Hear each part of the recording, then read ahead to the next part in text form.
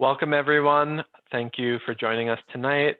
I'm Max Arad. I am the Assistant Director of Operations for the Rabbinical Assembly. ScholarStream is a partnership of the conservative movement, giving communities the opportunity to learn from some of the world's leading scholars and engage deeply with our texts and traditions. Tonight is the first class in the series titled The Stories We Tell, Revealing Ourselves in Ancient Narratives, with faculty of the Ziegler School of Rabbinic Studies in Los Angeles. Tonight's class is called What Can We Learn from a Turbulent Time? Torah to Keep Us Afloat. And it's being taught by Rabbi Ilana Grinblat. She's the Vice President of Community Engagement of the Board of Rabbis of Southern California. She's an alum of the Ziegler School of Rabbinic Studies, where she was ordained in 2001 and has served on the faculty of the Ziegler School, teaching Midrash to the rabbinical students since 2002. She's the author of 2 books, Blessings and Baby Steps, The Spiritual Path of Parenthood, published by Behrman House in 2011, and Castles and Catch, Spiritual Lessons Children Teach Us, published by Author House in 2015. She's a regular columnist for the Jewish Journal. She and her husband Tal are the proud parents of 2 children, Jeremy and Hannah. We will be taking questions tonight for a Q&A. We'll probably mostly have time towards the end, but you can submit your questions throughout the course of the session via the chat to Jackie Honig. Jackie Honig is a Ziegler student who will be serving as our moderator and host on the Zoom. We won't have time to get to everyone's questions, but Jackie will do her best to put together the questions and put forward the questions that Rabbi Grinblat is looking for. So without further ado, I turn it over to Ilana Grinblat. Thank you so much. Thank you, Max, for that wonderful introduction. Thank you, Jackie, for your help facilitating this evening. Thanks, everybody, for coming. It's nice to see your boxes, your homes all over the country. And Chag Sameach. This evening is Tu B'Shvat, the new year for the trees. So we should be going to plant a tree together, but instead we will learn Torah, our tree of life. So I'm really looking forward to learning with all of you. What thought I would do tonight is, when I was asked about this topic of ancient stories that we tell ourselves, that we find ourselves revealed in these stories, I wanted to share particularly some of the stories that have been resonating with me through this pandemic, through this very turbulent time that we've been in. I want to share with you a series of stories that have spoken to me in this time, stories from the Torah, from the rabbis, from different parts of Jewish literature that have spoken to me in this time and given me some solace and some inspiration. And I hope that will be contagious and that these stories will inspire you as well.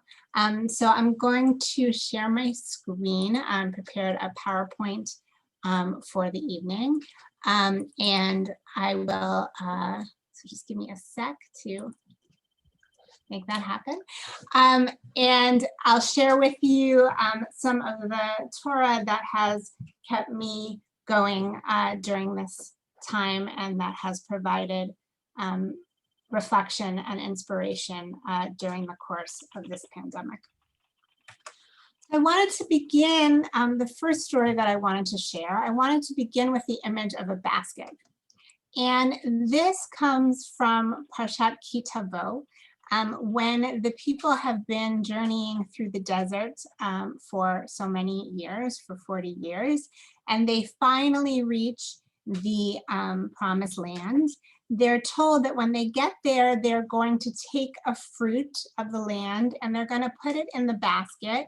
And then they're going to recite, they're going to come to the priest that is in the temple that is there at that time, and to say 4 sentences, the sentences that are actually in the Passover Haggadah, about how they came out of Egypt and the journey that they had coming to this moment.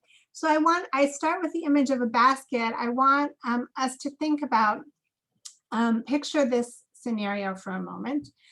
Picture that you have gotten your COVID vaccine.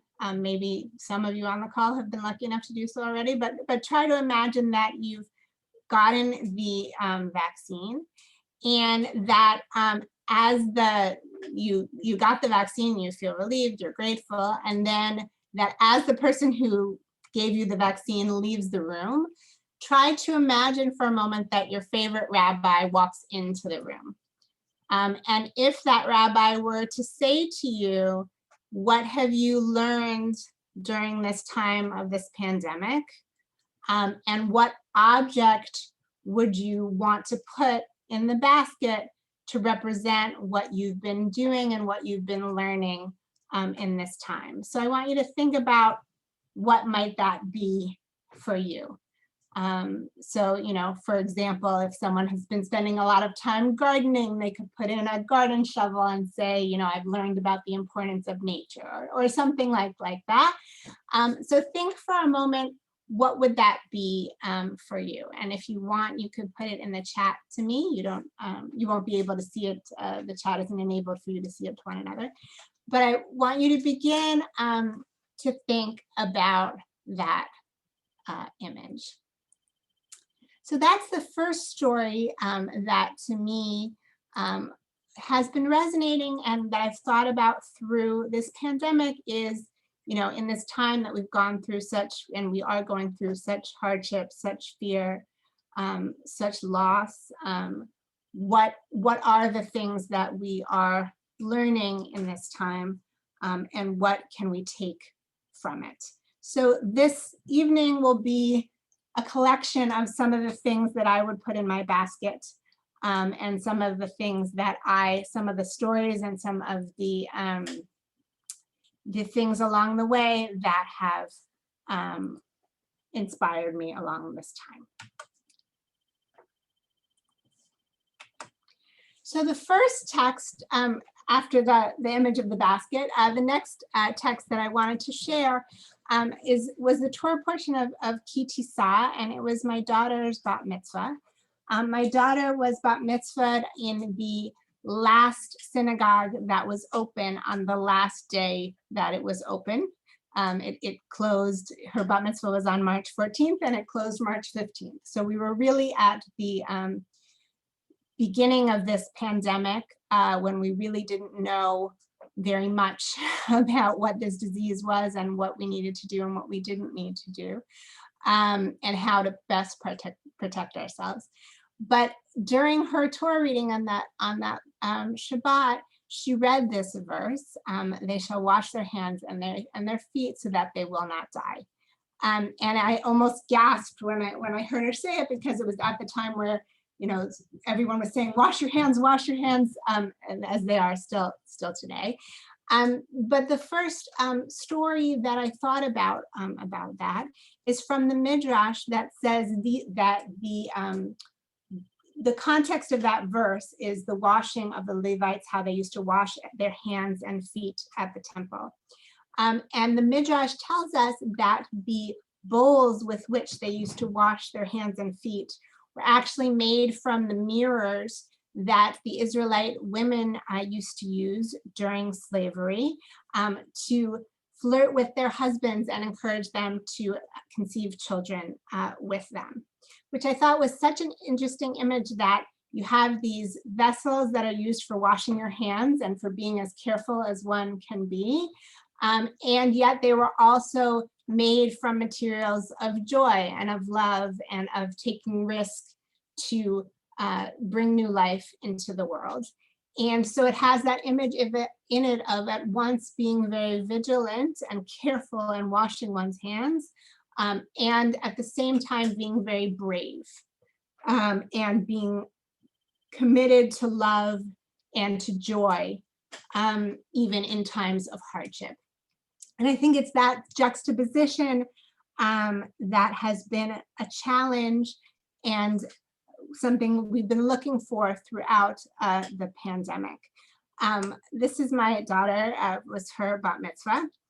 And my father, Rabbi Michael Berenbaum, is a Holocaust historian. And he spoke at the Friday night of my daughter's bat mitzvah. And he's a Holocaust historian, so he started with a historical reference. He started with the idea that in 1939, when Theodor Herzl at that time had a predicament, Israel had a predicament. It wasn't yet Israel, but the state had a predicament, because on the one hand, they were against, they had to fight with the British in the war against the Nazis, and yet they were against the white paper that the British were using to restrict Jewish immigration. So they were kind of in a bind. In one sense, they were for helping the British, and in the one sense, they were resisting the British. And so what did they do?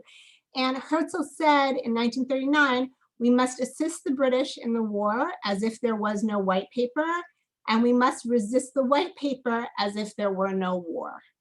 And my dad began with that reference, and he used it as a metaphor for the bat mitzvah. And he said, we will celebrate Hannah's bat mitzvah as if there were no coronavirus, but we're going to be responsible about it and fight the coronavirus as if it were not a bat mitzvah.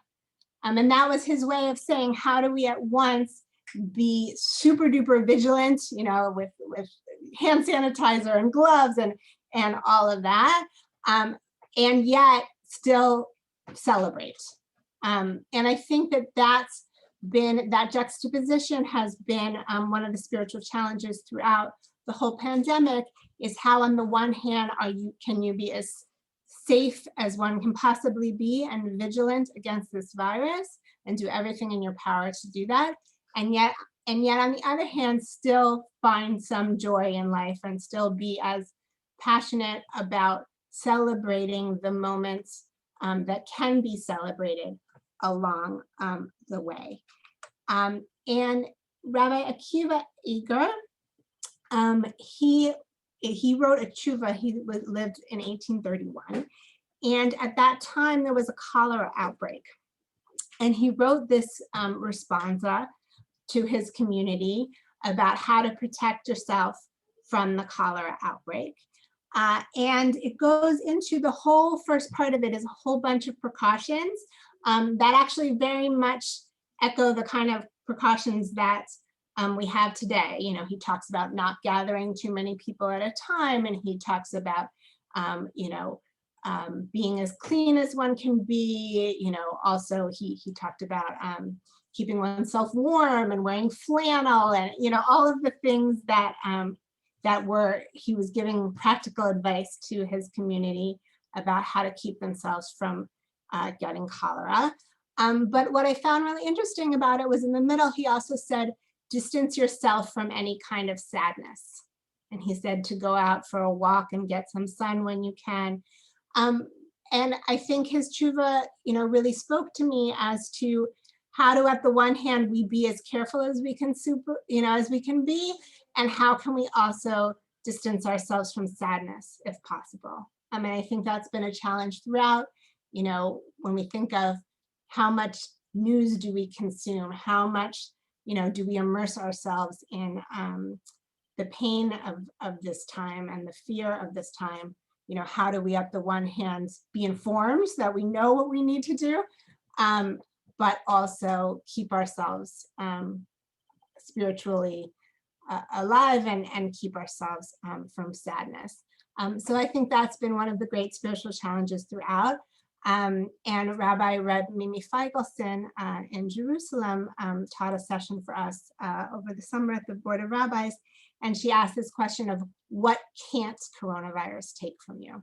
That there's so much that the virus is taking from us, unfortunately, loved ones, jobs, there's marriages, there's so much that the coronavirus is taking from us, some of which we can't control.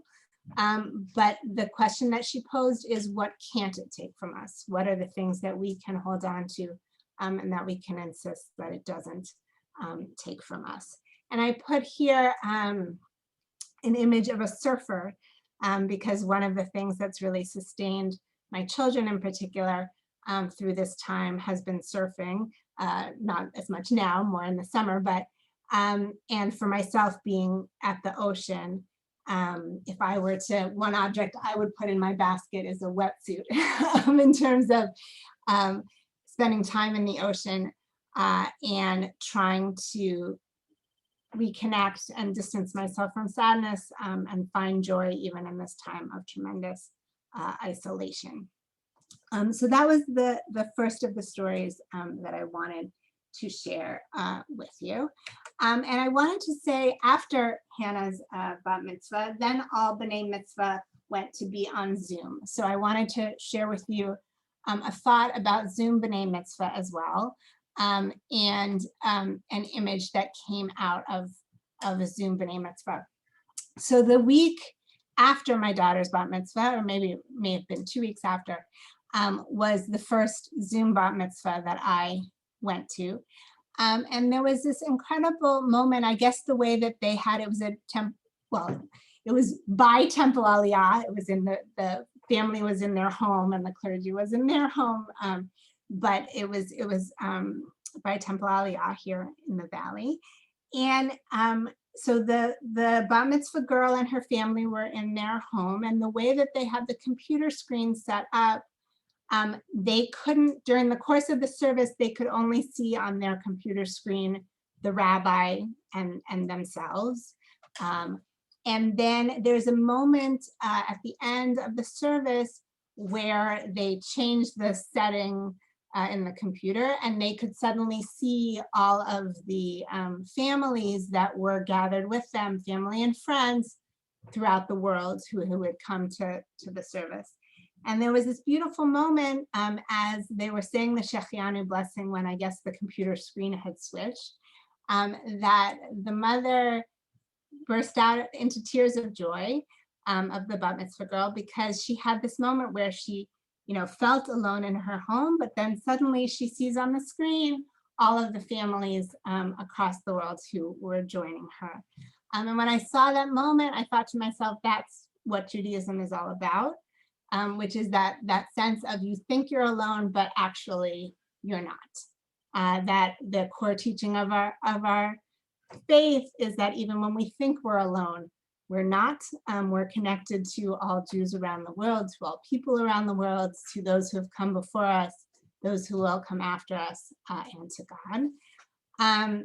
And when you think about the story of Genesis, when everything is created in the story of Genesis, each piece of it, God says it's good.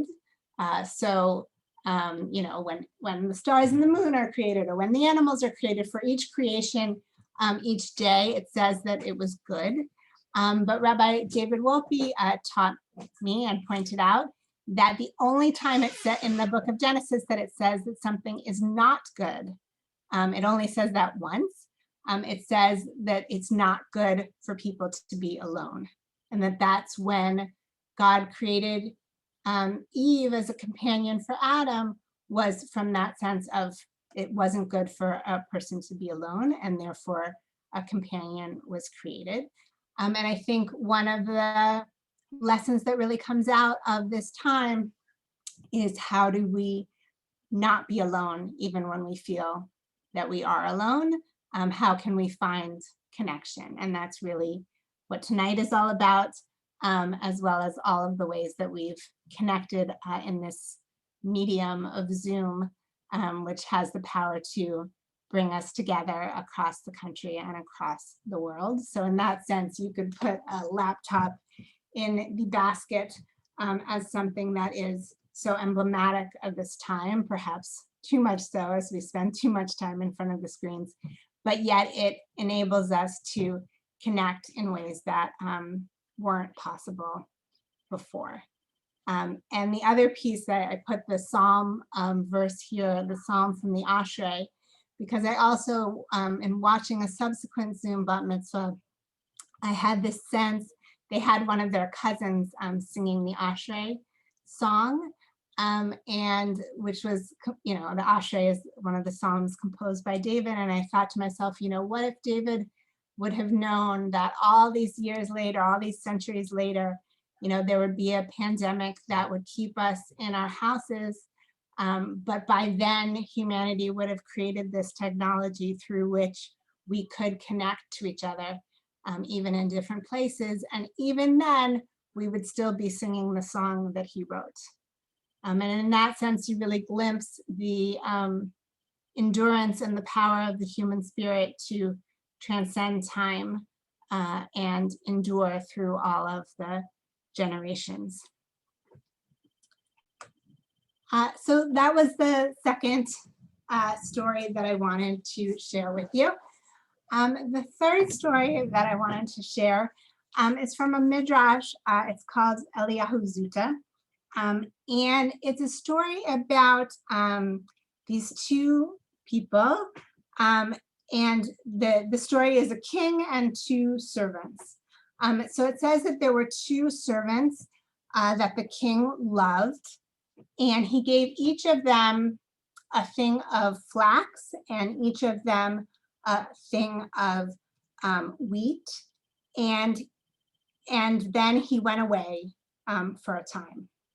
And he came and so what did each of the servants do with the things that they had been given?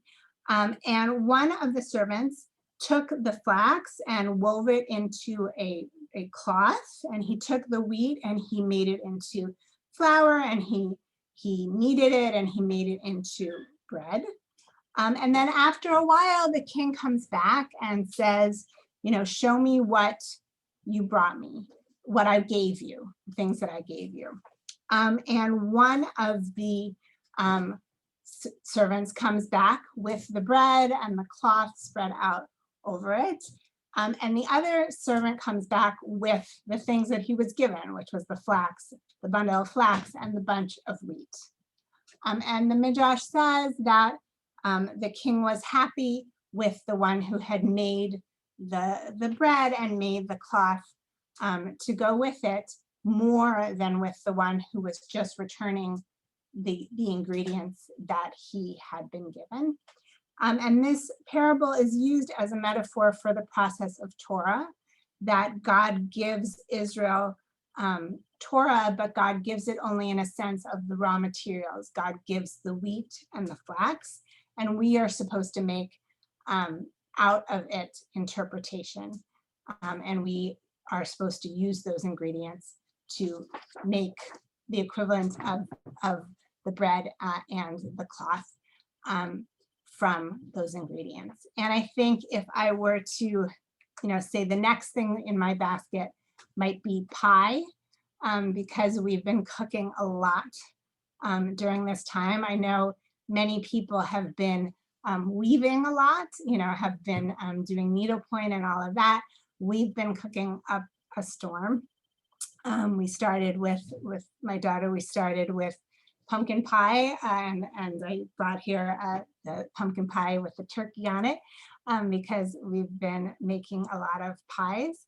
And I think that's been a sense of wanting to convey that life is still sweet and that we can still be creative during this time. And I think the people who are instinctively taking up new crafts or new hobbies that you can do at home, that there's a sense of, at any given moment, we have the choice of which of those servants do we want to be like? Do we want to be like the one that just waits out the time until the king returns? Or can we be creative with this time? And are there things that we can do to be creative in this time? And I think that during this time, as we've seen a lot of cooking and a lot of weaving, we've also seen an explosion of Torah. At the first week, March 14th was when March 15th is when the last synagogue closed here. On March 20th, Rabbi Lori Shapiro of Old Temple did a Zoom service. And she said a quote that I think was very prophetic. She said, "Torah is more viral than this virus." And she said, coronavirus, you think you're viral, Torah is more viral than you are. And I think we've seen, and this evening is an example of many, an explosion of Torah in this time, that instinctively there's been so much learning and so much expansion of our ability to learn from one another now that we're no longer bound by geography, but rather can come together in this modality to share Torah.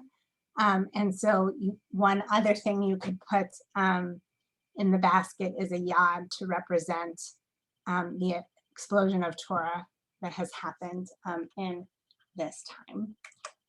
And there's a verse from the Psalms that has resonated with me a great deal in this time, which is Lula Toratcha Shashuai Az Avadati Be'anyai.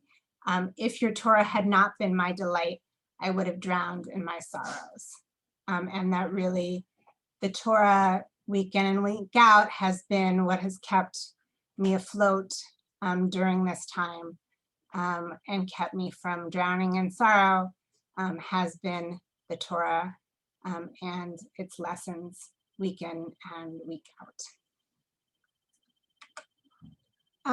And I think the other piece that we need to look at, as we've been struggling with the pandemic, we've also been struggling with other pandemics in our country as well. The pandemic of racism, the pandemic of all of the divisions within our country, and how do we fight the hatred or combat the hatred that we've seen take shape in this time. And I share here, there was a powerful video by Capri Maddox. She was appointed by the mayor here, Mayor Eric Garcetti. She was appointed to be the head of the this LA Department of Civil and Human Rights. And she began her press conference talking about the fears that she has as an African-American woman, that the fears that she has for her teenage son. This was in the aftermath of the George Floyd murder, and for her husband and the challenges that she faces. And I found it very powerful to listen to her and to reflect upon, what fears people have in different situations and what fears I don't have that I would have if I were in her situation. And the story for me that resonated about that was the story of Balak and Balaam in the book of Numbers, that Balak is a king and he wants to ask Balaam, who is a powerful sorcerer, to curse the Jewish people. And so what Balak says, he keeps trying to convince Balaam to curse them unsuccessfully. Balaam sort of starts to go along and then doesn't end up cursing them. And as Balak is convincing him, he says, "Come with me, I beg you, to another place. From there you can see them. You'll only see the utmost part of them, but you won't see all of them, and you can curse them from there." And I thought it was a very powerful story that in order to curse someone, you have to just see the outside, see part of them, but not all of them. And that if you saw the entire person and understood where they were coming from, then you wouldn't be cursing them from that viewpoint. And so that story really resonated with me in terms of, as we combat the pandemics of racism, as we combat the pandemics of hatred, that our strongest tool is really to get to know one another and to listen to people's stories, because then we can see all of them, not just the edges of a person, but all of who they are, and then we find blessing from there. And I wanted to share with you an image that I thought was powerful. Rabbi Sharon Brous, who's a colleague of mine here at ICAR, she taught this teaching from Devarim Rabbah, which is a midrash on the book of Deuteronomy. And it talks about each person being created in the image of God, but it has this beautiful metaphor. The Rabbi Yoshua ben Levi says that a procession of angels walks before each person blowing the shofar and announcing, "Make way for the image of the Holy One." And I really loved that image, that if we think about each person and try to imagine that they are surrounded by a group of angels blowing the shofar and announcing that this person is in God's image. And when she shared this, when Rabbi Bross shared this teaching, another colleague of mine, Rabbi Michelle Lenke, who's also here, said that that could be a way of understanding the 6 feet of social distance that we have from other people, that it's not just that we're trying to stay away from them, but actually we're making room for their angels. That's one way of thinking about that 6 feet, is that we're allowing space for the angels that are surrounding each person, that are blowing the shofar and saying, "Make way for this image of the Holy One." So perhaps we could imagine putting in the basket a shofar and saying that we had learned from this time truly that each person being created in the image of God, and that idea of being surrounded by angels, I think is a powerful metaphor for the real spiritual work that we need to do at this time, which is how do we appreciate the sanctity of each human life, even in this time when so many lives are being lost. And I wanted to share with you a blessing that I wrote a couple of years ago, but that spoke to me in this time, which is a version of the Asher Yatzar. You know, we have this blessing that we say actually after going to the bathroom. It's the blessing that talks about the sanctity of the human body. And it talks about how every part of the human body is essential. And in order for the body to work, all of the parts need to work together in concert. And I used that language to create a similar blessing about each person, and how within humanity, each one of us is needed. So I thought I would share that blessing with you. Rock of our lives, you created the people Israel and the peoples of the world with wisdom, and created within them interconnected families and children. It's clear and known before the throne of your glory that if one person is injured or killed, all of us are pained. Blessed are you, O God. Please heal our people, the children of Israel. Heal the people of the world and work your wonders. And let us say, Amen. Another piece that I wanted to share with you, another verse that's been resonating with me through this time.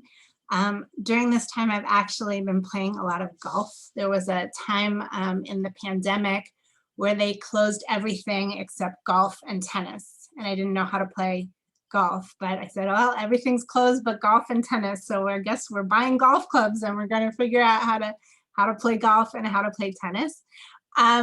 But golf actually is wonderful for this time of social distancing, because you really are apart from other people other than your immediate family who you go with.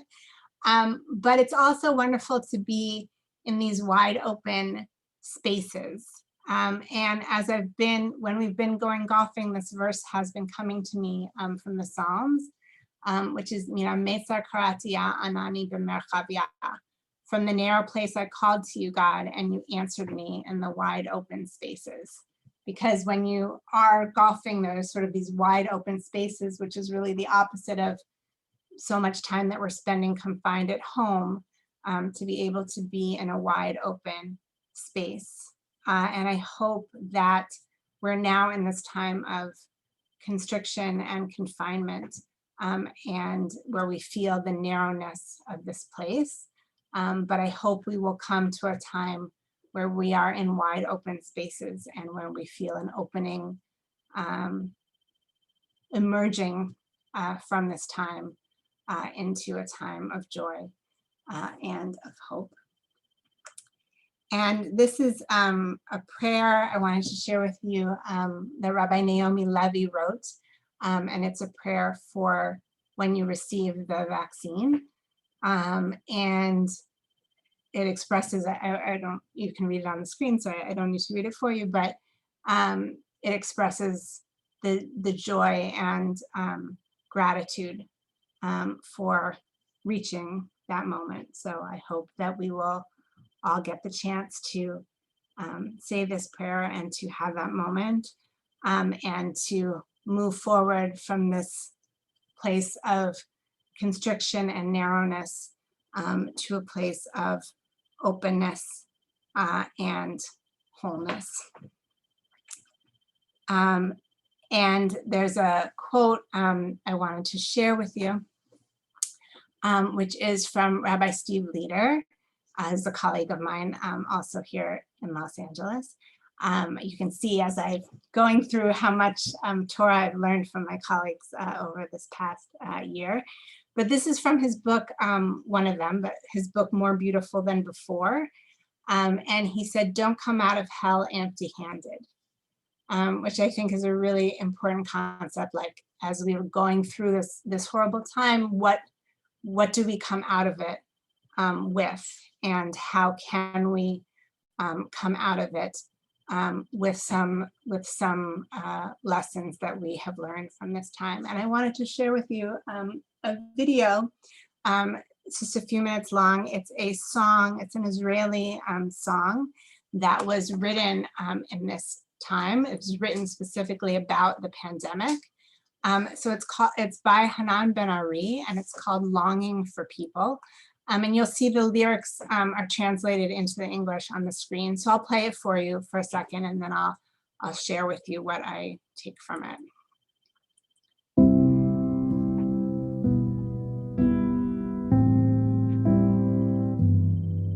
כבר חשבנו, ניצחנו הכל, מגדלים בשמיים בנינו, בן אדם, מי צריך בן אדם? לא יבוא עוד מבול בימינו, לעולם, לעולם לא ניפול, תעזוב, נסתדר בעצמנו, חכמים, נכונים וצודקים, וכלום לא נמצא מעלינו, עד שבאת והדבקת ושיגעת והסגרת ובלבלת והבהלת מיד.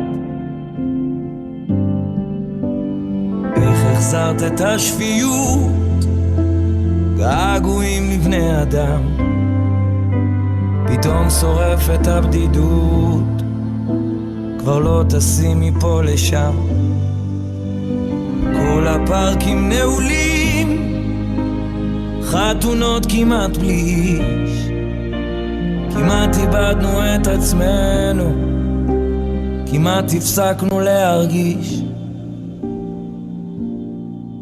עוד מעט זה הכל ייגמר, ואני מבקש אם אפשר, שבבוקר אחרי שתלכי, לא נהיה שוב אותו הדבר.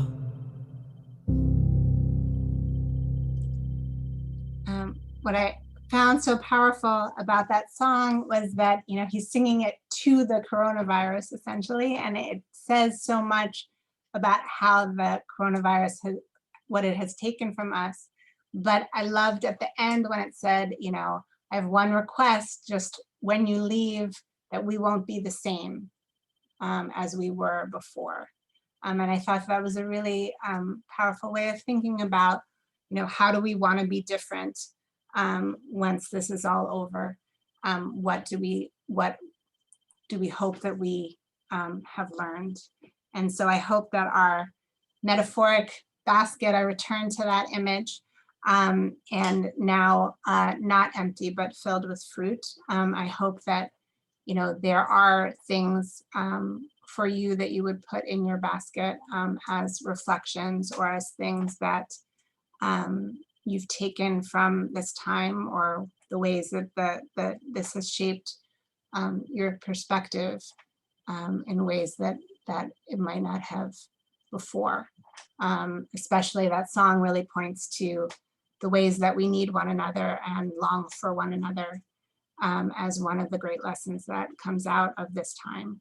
But I know for each person, your basket may be different, but I hope we emerge from this period with renewed appreciation for just regular living, being able to go to the store without being afraid, or being able to sit with friends at a table and have a meal together. I hope that those moments, when they do come again, will have a certain resonance for us that perhaps might not have been before.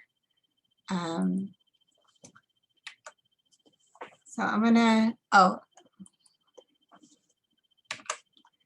and I end with this slide as hope l'shana haba'ah, that I hope that the coming year will be better than the year that we have been in, and that there will be times of healing and of joy ahead for all of us as we're on this night of Tu B'Shvat, where we plant seeds and hope that they will grow. That I hope that the Torah we learn together will grow within us.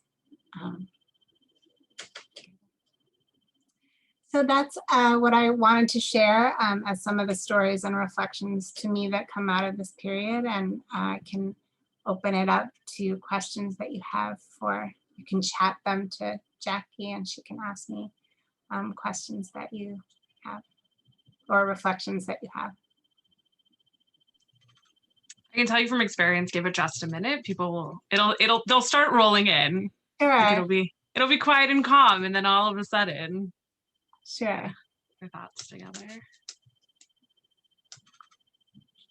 And I would say that, you know, in addition to questions, you could also just share reflections of what have been the things for you that have. I've got a couple people who shared early on what they would put in their basket, so I'm glad to share a few of those. We've got a cell phone. I like this, a mouse to represent the Zoom that it has sustained me. Our kitchen table, we had so many more family meals together.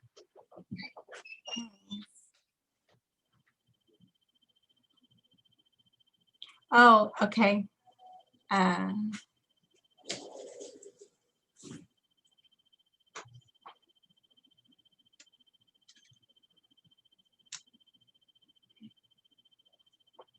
Someone corrected me that it was Ben Gurion and not Herzl. I can double check that. I thought it was Herzl, noted. I can double check it. Here we go. Oh, a whole bunch just came in. I got 4 reflections. Okay, great. And then I've got a question for you. Okay. I've so benefited from Zoom talks from Jewish places all over the world. I'm a different Jewish person. I hope distance learning continues after the pandemic, so many more of us can use this opportunity to study from scholars. It's a great reminder of focusing on what we have, with a shout out of love to Reb Mimi. And thank you to you for your Torah Lev and for your Lev Torah. So I've got 2 questions. What is the most significant to you of the lessons you've learned that are in your basket?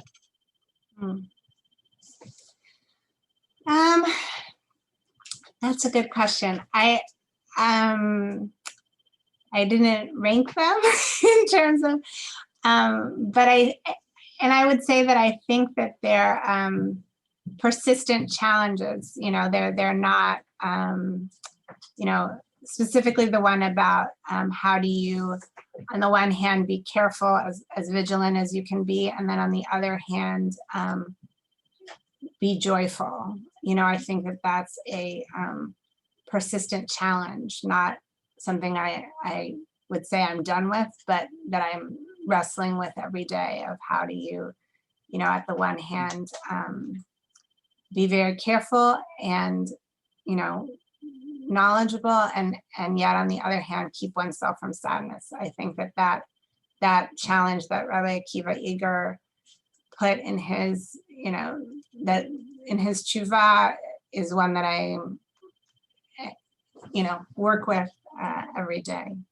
because it's a time where there's so much fear and there's so, it's so easy to fall into hopelessness. that I think that's one that I continually am working on. Another question. How has loneliness impacted people who are so isolated, and how do they stay humanly connected? And I guess I'll broaden it a little bit to how can we all say, how can we all stay more connected to each other? Yes. I mean, I think this tonight is a wonderful example. And, you know, paradoxically, the medium of Zoom has allowed for certain connections that would not have otherwise been possible, and the ways that we can transcend geography. You know, at one point in the pandemic, I attended my cousin's Zoom graduation from medical school in Israel by Zoom. And then later on that evening, a Shiva in memory of a cousin in Florida, also by Zoom, that I never in real life could have been to both of those events in the same day. Geographically, that would have never been possible before. And I don't know if I even would have traversed the world for, you know, the country or the world for either of those events.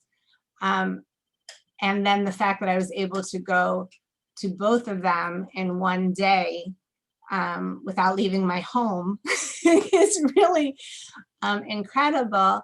And there are ways that we can, which by the way, we could have done before, but it wouldn't have occurred to us to have done so. You know, the technology existed, you know, prior to the pandemic, but we weren't thinking in those terms.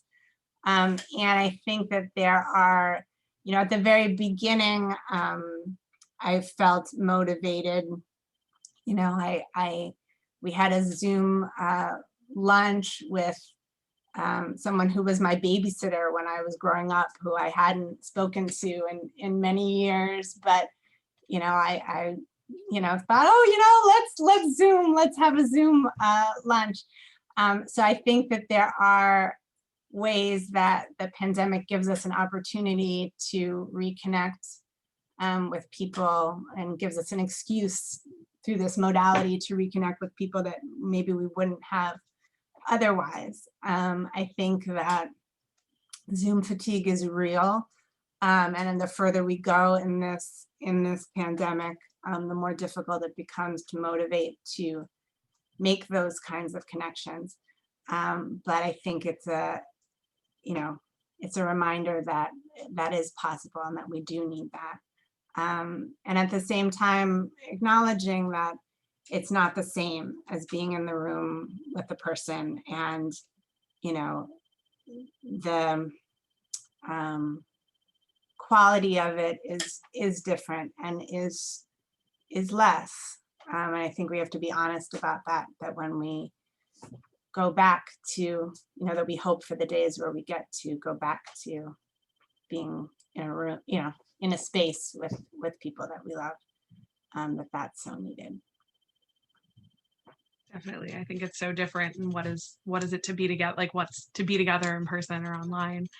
We got some other really interesting reflections that I just want to share out, because they're all coming to me and I get to, you know, feel inspired. But somebody wrote, I would put my medical diploma and my medical license in my basket to remind me that as horrible as things got and get, I've been given the privilege of helping others in a meaningful way. An inside apartment garden from vegetables from the refrigerator. And going outside the box with crafts. Yeah. And then someone else asked, will you just repeat it again in case other people are looking, the name of the song and the artist? Oh, it was Longing for People by Hanan Ben Ari. And the lyrics are very powerful, in addition to the video itself.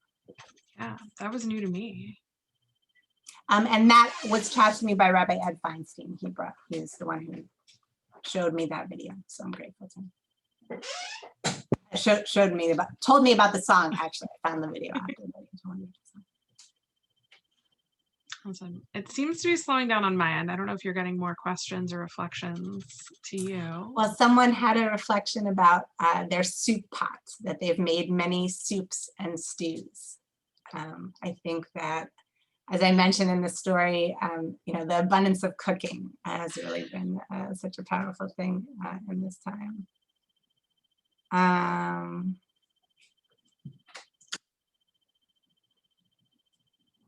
So somebody asked, what lessons do you feel the majority of Jews, not those who attend or are connected to a shul or Jewish organizations, have learned from COVID-19? Lessons that are found in the various Chumash parshas. I think it's also, in answer to that, I think it's fair to say that it's all still in process very much, and we'll see where we come out of this and how this time will have shaped us. And I hope that it'll be, David Suissa in one of his articles talked about the world as being like a big unwrapped present, that when he returns to life, he's really looking forward to it like a big present that he's unwrapping. And I think that, I hope it'll be a renewed appreciation for just the simplest things in life that comes out of this time. So many things that we took for granted and didn't realize were a big deal until we can't do them anymore.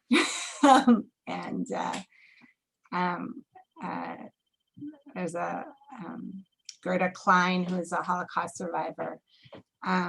She made a movie about her life, and it won an Emmy. And at the Emmy Award ceremony, she said, "You don't know what freedom is until you lose it," and that just having a boring night at home is an extraordinary blessing. And I think there are so many freedoms that we have lost in this time of just being able to go where we want in peace and feeling safe. And so I hope that there will be a new appreciation that comes out of this time. Somebody wrote, I'm so impressed. Somebody wrote, we've hosted or attended 42 Zoom Shabbat dinners. And doing quick math, if it's been 4 weeks shy of a year, give or take, that's only 48 weeks. Only. That's impressive. That's wonderful. A number. Someone asked if you could comment about if life and engagement in synagogue congregations, kind of what that's looked like during the pandemic. Kind of, are people more engaged, like differently engaged, less engaged? Like, what does that sort of look like? Yeah, I think people are differently engaged. I mean, I think one of the things that's been interesting is that you now have the ability to have community not defined by geography. That prior to the pandemic, in all likelihood, the synagogue that you went to, the synagogue that I went to was the conservative synagogue closest to my house. And I walked there. So it was defined by geography. And now during this, I'm able to Zoom into services at a synagogue that is not the closest to my house. At several synagogues that are not the closest to my house. And I think that that's something that synagogues nationwide have gotten. I know ICAR, which is here, has gotten members from across the country tuning in to their services and actually becoming members. And so I think it will redefine what synagogue life is, that it doesn't only have to be defined by geography, but that we can, if we continue having a hybrid situation where some people are in person and some people are online, that the bounds of our community can be extended beyond geography. I think it's also brought out a certain creativity in services that is new. I went to a service here at Open Temple with Rabbi Lori Shapiro, and it was on the Venice canals, and each person had their own kayak. So I felt safe because no one can get anywhere near you if you're in your own kayak personally. And we were kayaking through the Venice canals, and she was on a raft, you know, leading the service with a microphone, and we were each on our own kayaks. And that certainly is a service type of service I'd never been to before, and that she hadn't had before. So I think it has inspired Jewish creativity and rethinking what a service can be, what a community can be, how can we teach Torah in new modalities, reach people in new modalities. You know, certainly some people have felt less engaged with community, you know, given that Zoom fatigue is really powerful. You know, it's been, so certainly, you know, there's an ability to engage less at this time, but at its best, there's also an ability to be extraordinarily creative and expand the bounds of what community looks like and what Judaism looks like. And the fruits of that can be for the next generation. You know, my kids went with me on the canoe service, and I was really blown away by it. And I think that they were less blown away by it because it didn't occur to them that a service couldn't be on a canoe. And so, you know, we can give to the next generation an expanded vision of what Judaism can look like that comes out of this time. Awesome, thank you. I feel like that's a really great, like, positive, thoughtful kind of way to end and push this kind of into the future and visioning. So thank you for your time. Thank you to everyone for being here. I'm really excited. We'll be back here next week, Wednesday, February 3rd, same time, I believe same place. 7 to 8 p.m. Pacific time. Thank you if you are coming in from almost 11 p.m. Eastern time. Next week we'll be here with Dr. Ron Wilson, the 7 questions you're asked in heaven. Thank you so much, and I'm looking forward to seeing you all next week. Thanks, everybody.